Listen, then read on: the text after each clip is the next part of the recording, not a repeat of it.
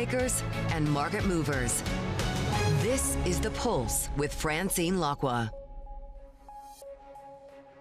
Good morning again, everybody, and welcome to The Pulse. I'm Joanna Bersecci in Dubai, filling in for Francine Lacqua. Now, the Federal Reserve's Jackson Hole Symposium was a tense affair, with Chair Jerome Powell signaling an interest rate cut as soon as the next policy meeting in September, despite clear divisions amongst policymakers. The chairman noted the economy has handed Fed officials a challenging situation. The baseline outlook and the shifting balance of risks may warrant adjusting our policy stance. Our policy rate is restrictive, modestly so in my view. The stability of the unemployment rate and other labor market measures allows us to proceed carefully. While the labor market appears to be in balance, it is a curious kind of balance. Longer-term inflation expectations, however, as reflected in market and survey-based measures, appear to remain well anchored. We will not allow a one-time increase in the price level to become an ongoing inflation problem. Well, to discuss that challenging situation and the market response, I'm joined by Paul Dobson from Bloomberg's Asia Markets team. Paul, so one of the key lines that investors are latching onto was this one. The baseline outlook and shifting balance of risk may warrant adjusting our policy stance. People are interpreting that as September being a live meeting for an interest rate cut. What is the messaging really that's coming through from this meeting? Yeah, hi, good morning, Jemana. Well, I think the market was very quick to jump onto that sign that the Powell was just a little bit more dovish than the market had been expecting. I guess people were looking for possibly a fairly neutral path. But actually, he suggested that there's a shift going on within the Fed. And I think that that's reasonable. You know, several of the Fed policymakers have been talking about the need to cut. Several more have been talking about the idea that we'll do 2 by year end, and we're getting closer to the year end. Some still determined not to move interest rates at the moment. And so that is this idea that it's going to be a difficult path for Fed policymakers to tread. They've got to balance the risks of inflation. They're looking forwards. They don't really know exactly what the pass-through from the US tariffs is going to ultimately be in terms of inflation, but they're also looking at that pretty shocking revision to the jobs data that we had recently that pointed to a weaker economy than we'd otherwise been expecting. And so that's why Powell sees the potential, at least for a shift. He left the door open. You know, he wasn't definitively declaring we're going to cut as soon as September, and the market has that in its pricing. We're about 85% price for September, not 100%, and we're pricing in 2 cuts. We're not pricing anything more aggressive for the rest of this year. Nonetheless, relative to where we were before that Fed meeting, the market took it as a positive sign, and that's why you saw equities rally and you saw lower bond yields across the curve. Yeah, and all eyes, of course, on that PCE print that's coming up later this week as well. That could be a big determinant of the trajectory for future interest rates. Let me take you in a different direction. At the top of the show, I was talking about the strong performance in Chinese equities this morning. Some reports coming through that authorities are easing house buying rules. Talk us through the reaction in markets today and how big of an event this actually is. I would say that this is not a huge event. It's more of an incremental measure, and we've seen plenty of those along the way from Chinese policymakers recently. Little signs of extra support for the market. The property stocks enjoyed it. They had a good, strong rally. It's in the context of what's been coming a pretty impressive rally for Chinese stock markets overall, to the point where the first people are starting to warn, you know, this is looking a little bit bubbly. This is looking a little bit out of line with where we currently see the economic data. We had a few misses right across the board in terms of what the economy looks like from last week's readings. And so there's caution now that with the continuing gains in equities, things are looking a little bit too frothy. Point is, people don't have a lot else to buy right now in China. The return that you get on deposits is very low. Bond yields are very low as well. And so they're looking for alternatives. And the steady gains that they're seeing in equities is starting to draw more money in off the sidelines from very cash-rich investors. There's plentiful liquidity out there in the market, which is also supportive. And growth, you know, while it's moderating, is not looking absolutely disastrous just yet. China probably likely to hit its 5% target for the full year. And so there is that money coming into the market. The little incremental signs of support that we're seeing from the government helping it along its way as well. And so that's why you see some more gains in Chinese equities today, continuing improvement in the outlook for that market. Yeah, I was reading CSI at the highest level since 2022 and the Shanghai Composite the highest level since 2015, to your point about how quickly these valuations have run up. Bloomberg MLive strategist Mark Cronfield, thank you. Now, U.S. President Donald Trump has sealed a deal that has given the U.S. government a nearly 10% stake in Intel Corp. The move comes as the U.S. administration seeks to reinvigorate the company and boost domestic chip manufacturing. To discuss further, I'm joined by Bloomberg Intelligence's Robert Lee, and you can see that the shares are trading up 2.3% in pre-market. Well, Intel has been set back by lots of issues. They've been out of the AI game, essentially. Does this stake out of the U.S. government help them turn their fortunes around? Okay, well, I think at the very least it sends a strong signal to the market that the U.S. administration sees this company as being too big to fail, which for those with a long enough revenue, is sort of long enough memory, I should say, is an expression you've probably not really heard since the 2008 financial crisis. But looking forward, Intel has a very extreme number of challenges to deal with, both in terms of stabilizing its financial performance and, as you said in your prelude, really properly addressing the growth drivers for the business and trying to position itself to take advantage of some of those, whether that is AI or elsewhere. And just quite a very quick statistic to you, if you look at the consensus earning estimates for next year, so 2026, they've been downgraded by over 80% year to date. So the business is under extreme pressure at the moment. The new CEO, who's been in the seat for a few months now, is certainly going to have his hands full. So I think this is a step in the right direction, but it by no means signals the end to Intel's troubles and challenges. Yeah. Robert, it's a big week for the tech industry. Nvidia earnings on Wednesday. What should we be watching out for there? Okay, I think as usual, we're looking for a pretty solid set of numbers. Expectations are very high. Obviously, with sentiment having the boost from the Jackson Hole events at the end of last week, the stock's been trading close to a high again. So I think we should see some solid numbers. The big question, though, with Nvidia, as I guess most people are aware, is the outlook for the China business, because there's been, to quote a British expression, the hokey cokey, it's sort of one step in, one step out, in, out all the time. So where are we with H20 at the moment?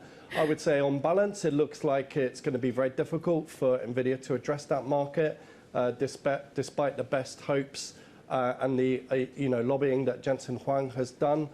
So we need more clarity on that side. In terms of their core business, we want to see that their newer product, the GB200, is ramping well. We want to see that the Blackwell product as well, which is their new super chip, is ramping well.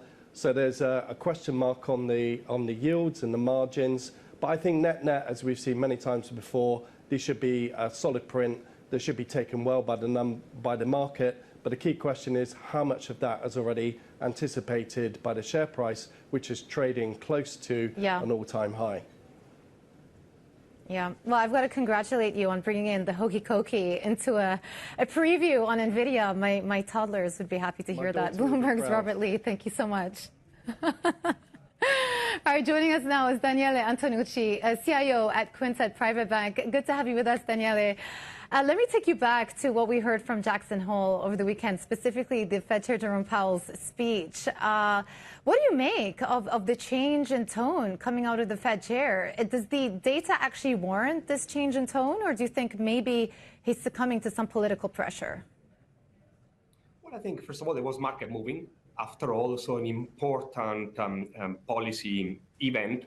And I think there's been certainly a change in tone. After all, Powell might support a rate cut, maybe as soon as September. I also think the Fed has bought itself into a corner because the next data, inflation, jobs will determine the central bank's next move, and expectations might change quickly, and with it, asset prices. It's clear that the U.S. data has started to slow down, and the Fed Chair Jerome Powell signaled that the labor market is giving somewhat conflicting signals, but there are weaknesses beginning to prop up there. In the coming months, how much of a moderation are you expecting? I think there's a tug of war here. The economy is slowing, growth is decelerating, and job growth as well, and there's downside risks there. And then the Fed has to balance that with upside risks to inflation, and that is a very difficult situation. I think the Fed does probably want to cut and will likely be able to cut over the next few months based on current data, but this might change. Pricing seems fairly balanced over the near term for the balance of the year. The central bank might reduce the policy rate maybe once or twice, the market's price 2 cuts after all, but I'm not sure, and I think that pricing over the longer term perhaps is overly ambitious, and the central bank, the Fed, might not be able to cut rates that much.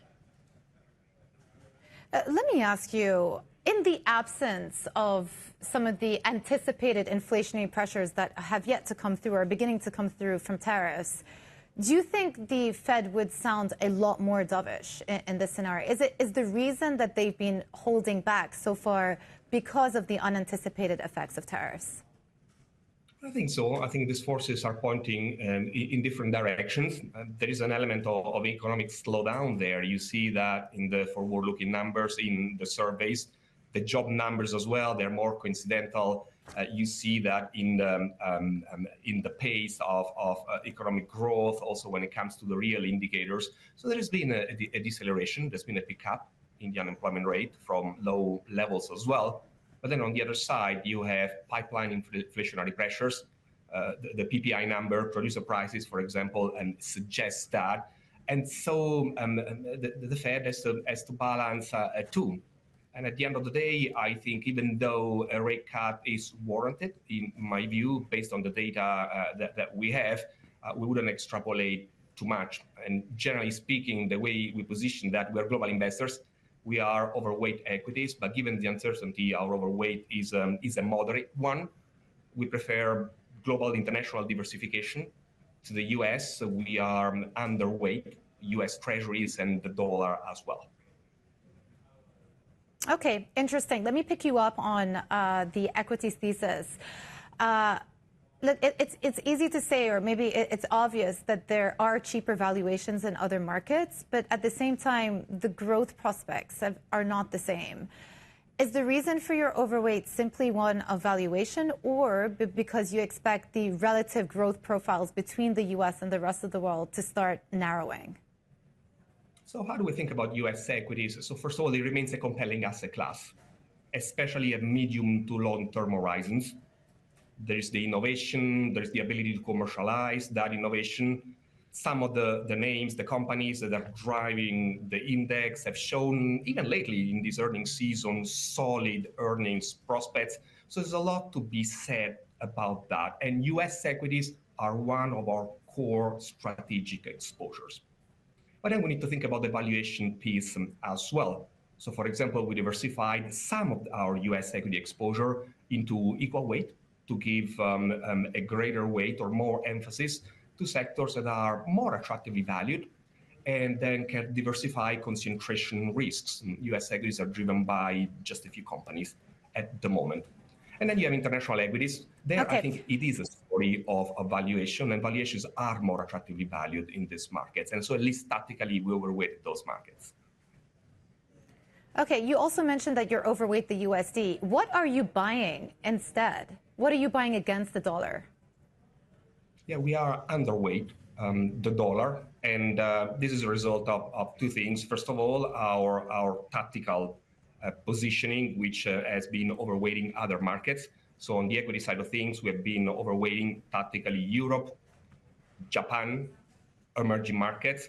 And lately, because of this uncertainty, we also bought minimum volatility equities, which is a position that tends to outperform if there is a wobble in the market. This is on the equity side of things.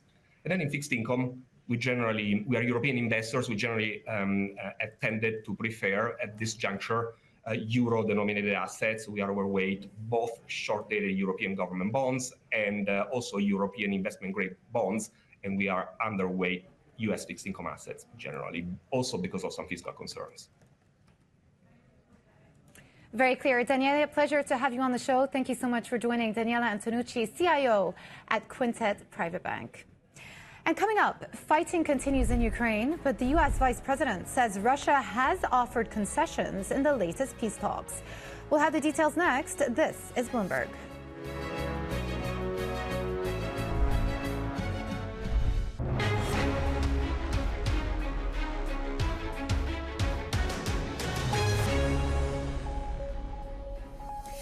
Russia and Ukraine have exchanged prisoners of war, according to Russia's defense ministry on Telegram. The swap of 146 prisoners from each side was mediated by the United Arab Emirates. It is the latest in a series of prisoner swaps this year and comes after the U.S. Vice President J.D. Vance suggested Russia was willing to offer concessions to end the war in Ukraine. I'm joined now by Bloomberg's Greg Sullivan. Greg, so I was out actually the last couple of weeks, but was watching from afar the full spectacle, Alaska, the red carpet, Zelensky flying over to the Oval Office. He wore a suit, European leaders there. You know, all of this took place. And yet, has there actually been progress in terms of getting closer towards either a ceasefire or an actual peace deal? Well, you're right. As you said, Vice President J.D. Vance did say that Russia has made concessions. He said in terms of security guarantees for Ukraine. But it's not clear exactly what kind of security guarantees Russia would agree to, and it seems to be at odds with what they've said before. More broadly, coming out of the summit, we have not seen any clarity on movement toward a settlement. And in fact, President Zelensky has called for meetings with Putin, something Trump has backed, and Russia has tamped down expectations for such a meeting. All the while, Russia continues its bombardment with missile and drones on Ukraine, and the fighting has continued. So really, we have not seen progress towards an end of the settlement. Yeah, I mean, the Canadian Prime Minister Mark Carney was also in Kyiv over the weekend talking about security guarantees. Any more details there? Do we understand any further what the contours of these security arrangements would look like? Well, from the U.S. side, we heard from Vance that there would be some sort of security guarantee. In the past, Russia has argued that it needs to be part of guaranteeing that security, something that Kyiv has rejected. Over the weekend, we also heard from Foreign Minister Sergei Lavrov, who said that it could be run by the UN, which would include China. But again, Kyiv has rejected Beijing in involvement.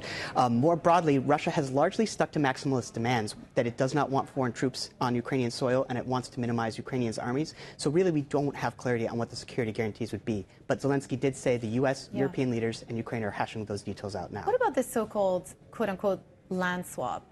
Do we have any further information about the future of Donbass and maybe what the Ukrainian side are willing to concede on? Well, that would be a huge political risk for President Zelensky. Ukrainians, by and large, don't back ceding more territory. He's been pretty consistent that he doesn't want to cede territory or sovereignty, yet this has been a major Russian demand and one that Putin seems to be sticking to as he raised it in talks with Trump. And the U.S., of course, has said that there may have to be some sort of land swap there. Yeah, and of course, loads of speculation about whether that meeting will take place between Putin and Zelensky. Unclear that will happen at this point. Bloomberg's Greg Sullivan, thank you so much. Now, France has issued an unusual rebuke to U.S. Ambassador Charles Kushner after he accused French authorities of being lax on anti-Semitism. Kushner, who is the father of President Trump's son-in-law Jared Kushner, made the accusations in a letter to President Emmanuel Macron. The French Foreign Ministry called Charles Kushner's comments unacceptable and say they violate a convention forbidding foreign diplomats from interfering in the host country's affairs. European Commission President Ursula von der Leyen has defended the bloc's trade deal with the U.S., arguing that it brings stability and avoids escalating tensions with a key ally. Joining us now is Bloomberg's Brussels bureau chief, Suzanne Lynch. Well, von der Leyen out there, being forced to defend this agreement, perhaps vigorously over-defending because there have been so many attacks from many European constituencies who are not happy with the contents of the agreement. Yes, that's right. I mean, it's nearly a month now, approaching a month since Ursula von der Leyen signed that or agreed that deal with Donald Trump at his Scottish golf course. Last week, we finally saw a written confirmation, formalised deal, and we got some of those details now confirmed. So, again, it did confirm that the European Union has locked in a 15% tariff rate as a ceiling, but we still have some unresolved issues. For example, higher tariffs remain until the European Commission introduces legislation removing tariffs from incoming US products. So that is not good news for German car makers in particular, who are still facing those higher 27.5% tariffs on their exports. But the European Union does expect that by the end of this month it will have introduced the required legislation, and this will then unlock the lower 15% rate on cars. But as you say there, significant that Ursula von der Leyen was out publicly on this at the weekend. She has been relatively low-key, busy with Ukraine and other issues since that trade deal was announced. But the fact that it was in a German paper as well, I think, was significant. And Mario Draghi, speaking on Friday in Rimini in Italy, saying that Europe has received, quote, a very brutal wake-up call from Trump. Another scathing assessment from the former ECB president. Yes, this was a speech on Friday evening in Italy. Mario Draghi, obviously a very well-respected figure still here in Brussels, former European Central Bank president and Italian prime minister. So he had a very negative assessment of the EU's stature, not just in terms of the economy, which we're more familiar with when it comes to Draghi's comments, but also as a geopolitical actor. He pointed out that Europe has been something of a bystander when it comes to big geopolitical issues like Israel-Gaza war, for example. And even in Ukraine, where it has a kind of a minimal role there, the United States is leading the efforts there, whether Europe likes it or not, when it comes to Ukraine and moving towards some kind of a deal. So he also said that it's a reminder that economic power doesn't mean that you will necessarily be this big geopolitical power. Obviously, the European Union is a hugely important trade bloc, economic bloc. He also reiterated some of those calls he made last year about the need for the European Union to increase its competitiveness and also to complete that capital markets union that has so eluded European policymakers. Yep. Bloomberg's Brussels bureau chief, Suzanne Lynch, thank you so much. Well, coming up, the German economy in review. We'll be speaking to IFO Institute President Clemens Fuest as the country narrowly beats confidence estimates. That story next. This is Bloomberg.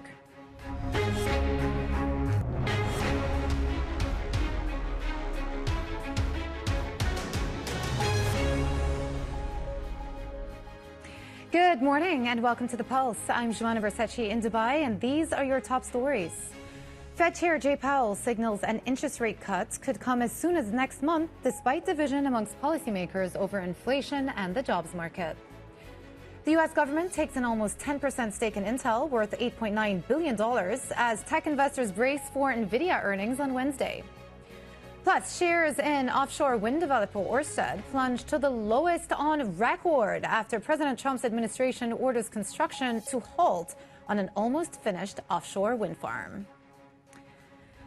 All right, let's check some of the key financial markets this morning. We've got S&P futures dipping slightly, down 14 basis points, though we did see a strong session on Friday after that dovish speech by the Fed Chair Jerome Powell, catalyzing markets, and also a big rally in the front end of the U.S. yield curve. Two-year yields down 10 basis points on Friday. Today also stabilizing as the markets are quick to react and pricing in a more aggressive interest rate easing cycle out of the Fed, with September about 86% priced in now. But Asian markets, you can see the Hanover pretty strong this morning. Hang Seng up 1.9%. The CSI index also strong day today on reports that Chinese authorities are looking to ease some of those housing curbs. So that has been a big catalyst for those Asian markets. And then taking a look at currencies, we've got euro slipping a little bit versus the USD, the pound as well, both of them down about 12, 14 basis points. This as we head into a key week in terms of data. Remember, end of the week, some key inflation data coming up, not just in the U.S. with PCE, but also some key Eurozone inflation figures dropping as well. So keep an eye on that the rest of this week. Now, on to a top corporate story today. Shares of Denmark's Orsted are slumping this morning after the Trump administration ordered a stop to construction on the company's offshore wind farm off the coast of Rhode Island. The project is already 80% complete, with all offshore foundations and 45 out of 65 wind turbines installed. For more, let's talk to Bloomberg's Denmark Bureau Chief Sara Sjølen in Copenhagen. First of all, Sara, maybe just walk us through how much of a shock this would come to Orsted. We're just saying in the intro out to you that pretty much most of the project had already been completed. Yeah, this is a huge shock to Orsted and to Denmark and to the whole industry over here. We went to bed on Friday night knowing that Orsted was in trouble. It had just announced a really big rights issue, and then we get this overnight. And from what I understand, there's been a lot of work going on over the weekend, trying to figure out what to do with the rights issue, try to figure out how to secure investors, and just really looking into the future. Can we really trust anything coming out of the US, and can we be able to continue finding investors for these projects? But that being said, Orsted has still confirmed their commitment with a planned rights issue. We're looking at the stock down, and it's down 17%. What's that going to do to allay some of the troubles? Well, one of the big questions we were looking at coming into this morning was really this rights issue. They announced it last week. It was 60 billion kroner, almost $10 billion, and it was a lot bigger than we had expected. Then this comes out and it throws a huge spanner into the works. Will they continue with this rights issue? And what is the number going to be? Will they need to raise more money? So this morning they're confirming that they're going to go ahead with the 60 billion kroner. And the question is now, what's the price going to be for that? Like, how much will one share cost when it comes into the rights issue? We don't know that yet, but the people I talk to, they obviously say it will have to be at a discount, because why else would you investors want to come in when they're seeing all this risk? So Orsted, the executive committee, they're going out to talk to investors tomorrow. They're really going to secure people coming in. What's really important in the discussions about Orsted is it's 50% owned by the Danish state. So the Danish state has already said that they're backing this rights issue. And what we're seeing now is there is some pressure and questions being raised. Maybe the Danish state will have to increase its stake in the company. And that's obviously a huge political debate at the moment. Should Denmark even continue owning this company?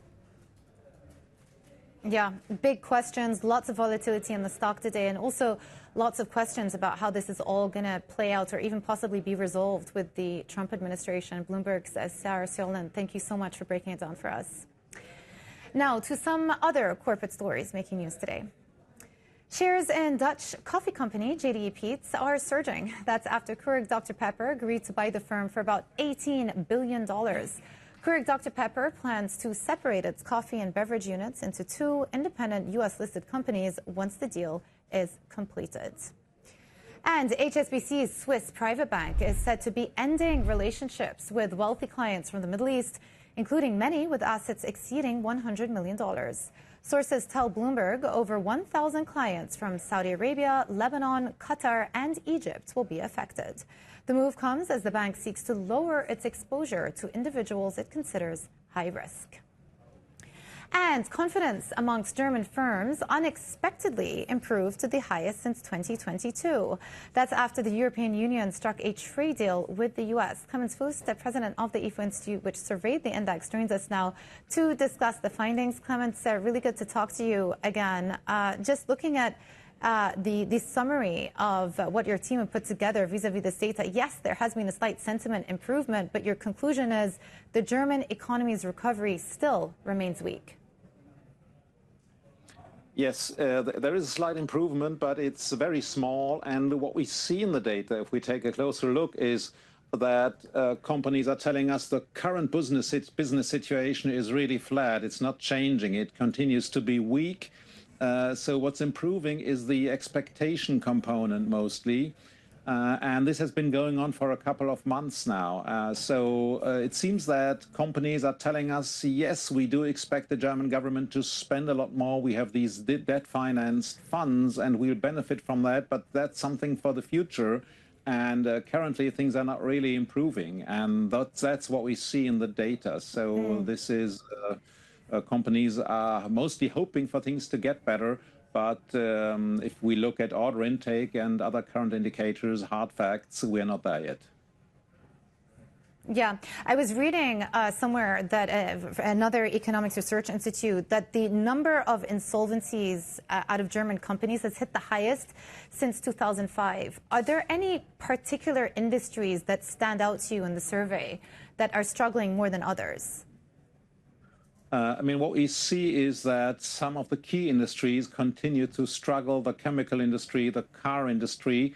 We also see some positive signs. The investment goods industry, which was in difficulties for some time, here things are improving. But again, it's mostly the expectations component. What they seem to hope is that a lot of companies will start increasing capacities to be ready when all this government spending comes. For instance, construction companies are increasingly buying machinery to be ready when the government spends more.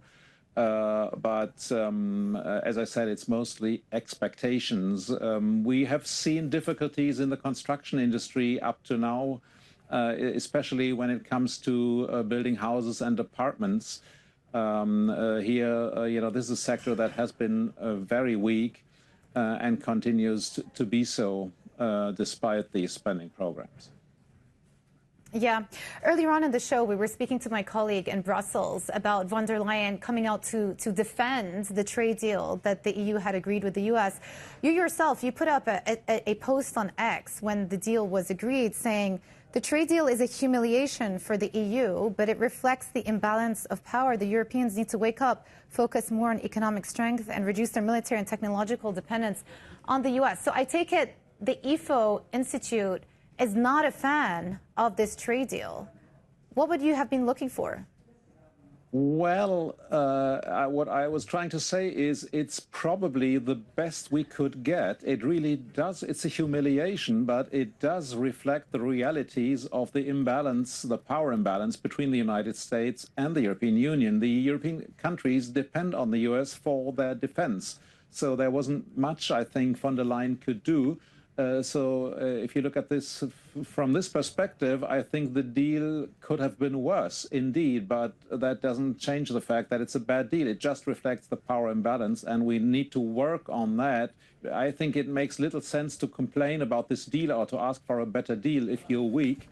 That's reflected in what you can negotiate. Yeah. Net, though, do you still think that this trade deal and where we're ending up, which is around 15% with some lack of clarity about specific industries, will that still pose a drag to the German economy? Well, it does pose a drag because it's worse than what we had before. Still, I think the German economy, German exporters can live with that. Of course, it will be important what happens to the car industry. That's one of the sectors where there's still uncertainty. Will they also get the 15%? German companies will be able to live with that. Interestingly, what we see in the survey today is that uncertainty perceived by firms hasn't declined. One would think, okay, with the trade deal, companies will say at least the uncertainty is gone, but companies don't say that. I think that reflects that companies don't really trust this deal. Donald Trump has shown repeatedly that he may change his mind very quickly. And that's reflected in these numbers, and that also reduces the value of this deal. Yeah. What about the fiscal backdrop situation in Germany? The Chancellor has unveiled a big fiscal stimulus that channeled towards defense infrastructure. And then, of course, you have the big Made in Germany initiative with some key industries and industry players participating, looking to participate and invest. Is that going to move the needle for the German economy? I think it will move the needle probably next year. The question is this just a flash in the pan? Will this be a short-term effect or will this be sustainable? And it will only be sustainable if this is complemented with structural reforms. Friedrich Merz has said that repeatedly, so he wants to have his government enact a couple of structural reforms, labor market reforms, deregulation, spending cuts, to be able to cut taxes further, to really get this going. Debt-financed fiscal impulse is a short-term thing, and for that to translate in a durable effect, we need these other reforms. And incurring public debt is relatively easy politically. Structural reforms are much more difficult, are much more demanding, and the question is, will the government deliver on that side as well? Yeah, we had the GDP figures come out on Friday, again disappointing to the downside with that minus 0.3% annualized figure for the second quarter. In the absence of the reforms that you speak of, is there optimism for Germany to actually start posting positive GDP numbers in the coming months, coming quarters? I think, yes, we will see more positive GDP numbers simply because the government will spend more. But as I said, this could be a short-term effect. And if there are no further reforms forthcoming, a lot of that will also go into prices. So without structural reforms, the effects will be relatively small and they will be transitory. So it's really key that the government comes up with the structural reforms to complement this fiscal expansion. Then we would have a promising package. Yeah. Clemens, always good to talk to you. Thank you so much for making the time for us. Clemens Fuest, president of the IFO Institute. And coming up, this week's Big Take looks at the rise of ESG equity funds into the nuclear arms industry. That story next. This is Bloomberg.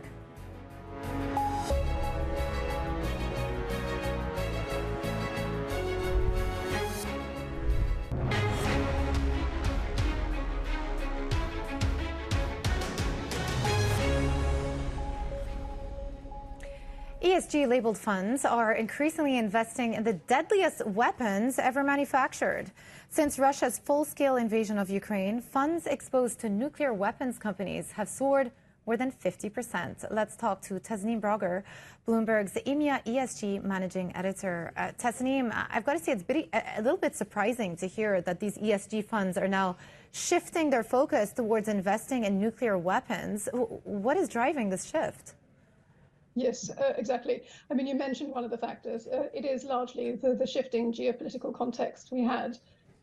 Russia's full-scale invasion of Ukraine back in early 2022. We've had a cooling of relations between Europe and the US since Trump's return to the White House. And now we have NATO members targeting 5% of GDP for defense spending. And all of this spells an historic moment for Europe in terms of its rearmament strategy. At the same time, for the last several years, Europe has had as an ambition to be the world's leader in ESG investing, a framework created around that.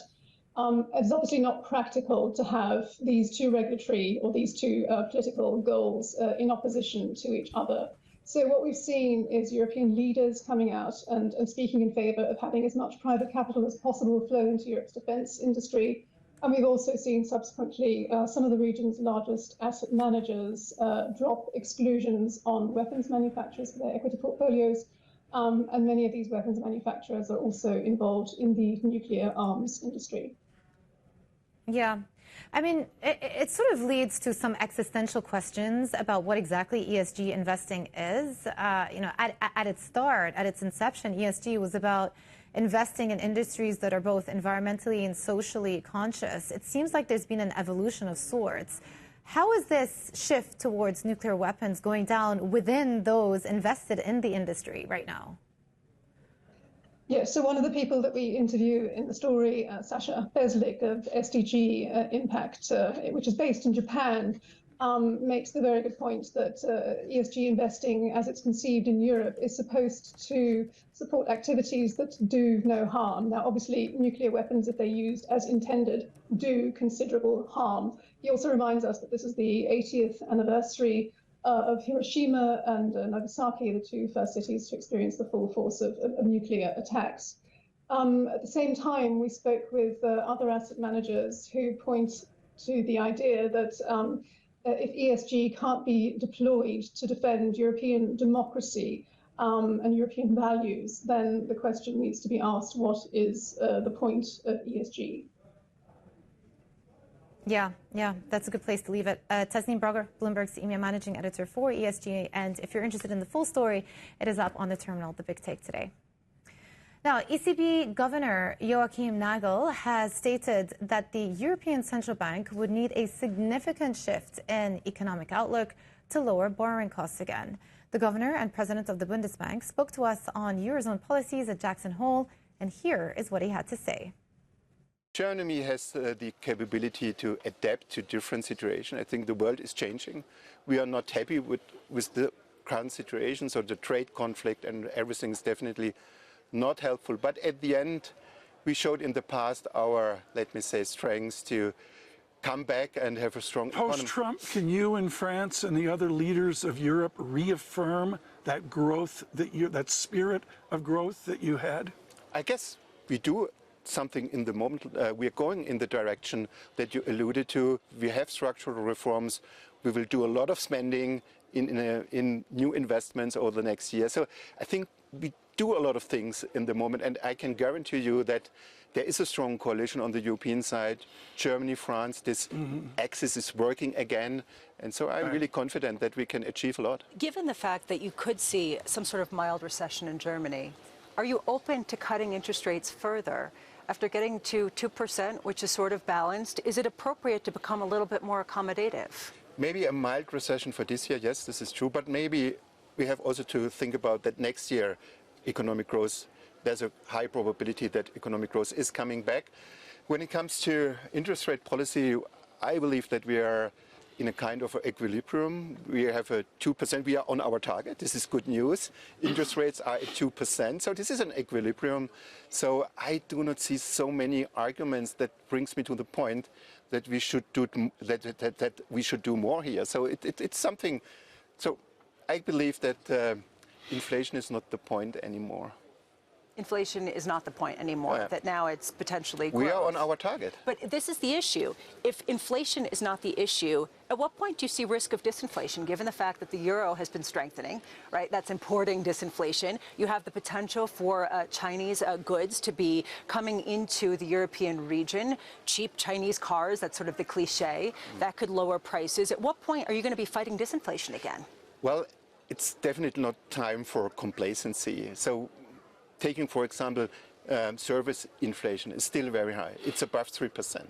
So we have to have this wait-and-see attitude. So this meeting-to-meeting approach is, I guess, the best way to do monetary policy in the euro system.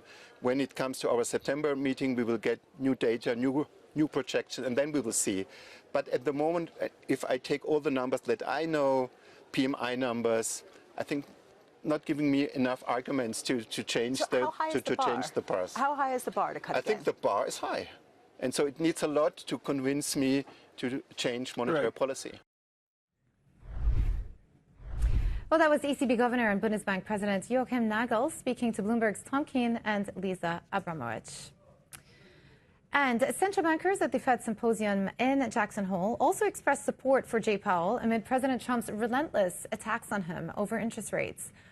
Powell got a standing ovation before his speech, with officials stressing in media interviews the importance of central bank independence. You know, in my IMF days, I have seen close hand what happens when a central bank stops being independent or when its independence is under threat. It becomes dysfunctional. It starts doing things that it shouldn't do, and the next step is it is disruption, it is instability, if not worse. So I think that it should not be debated. Absolutely critical, the independence of the Fed. That does not mean the Fed is not held accountable. I think this is important. Independence doesn't mean you get to do whatever you want to do. There is still an accountability. There's an accountability to Congress, and there's an accountability to the markets, right? There's an accountability to the American people more generally. So I think you can't lose sight of that. And staying with Jackson Hole, Powell sent the U.S. bond market up on Friday by telegraphing the Federal Reserve could resume reducing interest rates as soon as next month. The stability of the unemployment rate and other labor market measures allows us to proceed carefully as we consider changes to our policy stance. Nonetheless, with policy in restrictive territory, the baseline outlook and the shifting balance of risks may warrant adjusting our policy stance. Let's bring in Ven Ram, cross-asset strategist for Bloomberg's Markets Live team. Well, we got quite the reaction in markets on Friday, across all assets, by the way. Let's just start with interest rates. Big rally in two-year yields. You rallied about 10 basis points. The market is 85% priced for a cut in September, about 2-ish until the end of this year, and about 4 by mid-June. Earlier on in the show, we had a guest say that the market is now priced for perfection. Do you agree? Morning, Jemima. Good to have you back. I don't think that the markets are priced for perfection. They're priced for perfection for 2025. What Powell said unequivocally was that they're going to cut rates in the coming months. And we had a very dovish July NFP print. And if that continues in August, that will cement rate cut for September and possibly one more in December.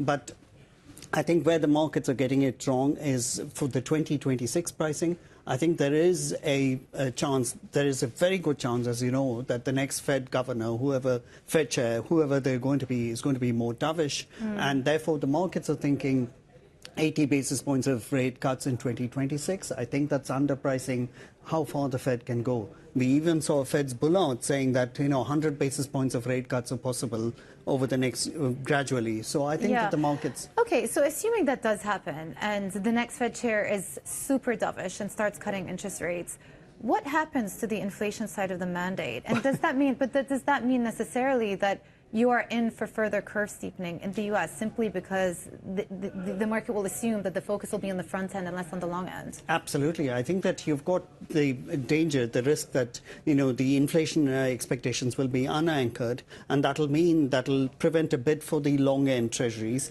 And at the same time, the Fed, assuming that the Fed is going to be cutting rates, I think, as you mentioned, that's going to be a steeper curve. We are about 50 basis points on the two stents, and I think that has the potential to go back to 75, 100 basis points, depending on who we get as the Fed chair and what they actually deliver. Then do you worry about all of the conversations about central bank independence? And it was notable that somebody like Christine Lagarde had to say in her interview that, look at what happens if governments start intervening and meddling with central bank decision making. On Friday, President Trump went one step further. He's saying that Lisa Cook has to resign now. Is there a trade? Is there a way that this is being showed up in the yield curve here? Well, I think that, this is going to, as we mentioned, this is going to prevent a bid for the long end, and that is going to continue. The dollar, meanwhile, is continuing to trade at a discount, albeit the margin of discount has narrowed. So there is a fair bit of hedging going around with the dollar and with long treasuries, and I think that is going to continue. But the markets seem to be thinking that, look, this is an ongoing saga as opposed to a completely sell dollar theme at the moment. Yeah, well, something we're going to have to keep an eye out on. Ven Ram, cross-asset strategist for Bloomberg Markets Live. And that wraps up this edition of The Pulse. Up next, Bloomberg Brief. This is Bloomberg. Stay with us.